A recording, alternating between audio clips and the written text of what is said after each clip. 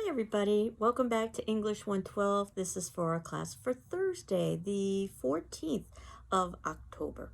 And basically we are at the point of the semester where you are submitting in your first paper due today, if you're watching this video on Thursday, the 14th at 11:59 p.m. via PDF, please, to my email at ruiz, R-U-I-Z, at gcc.mass.edu. And certainly if you need an extension, just let me know.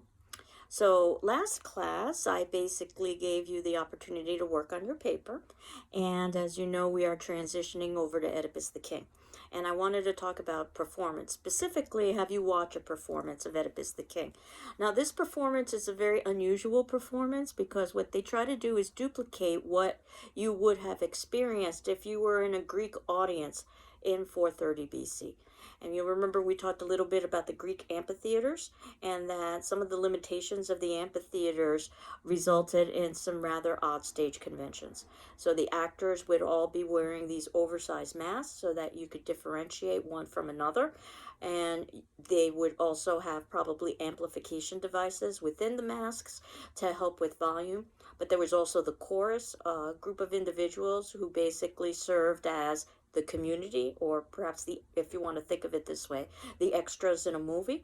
And they would all be chanting in unison, and that would not only amplify their volume, but it could serve as a kind of soundtrack.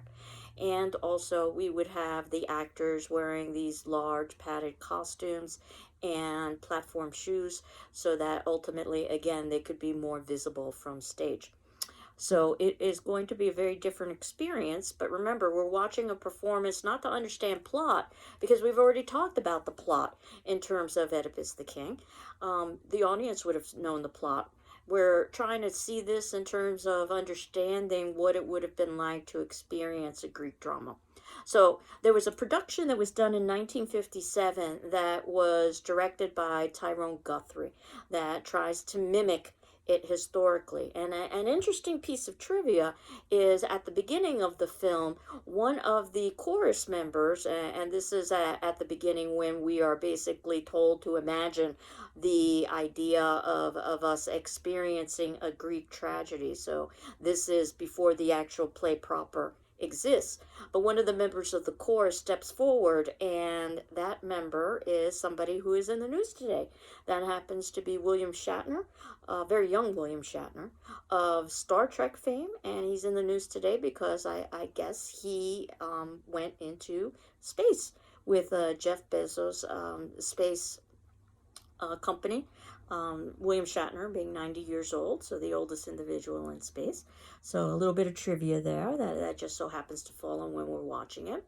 So this basically is our entire class. It's about an hour and a half or so long. So what I'm going to do is just leave you to watch the performance of Oedipus the King by Tyrone Guthrie in 1957. You can see the web link is below. And today's attendance question, which will be due on Friday, October 16th at 10 a.m. What did you think of this particular production of Oedipus the King, and why? What did you think of this production and why? So I hope you're doing well. I'm doing well, and the rest of the class is for you to watch Oedipus the King. So if you need some popcorn, you can go get some now. Take care. Bye-bye.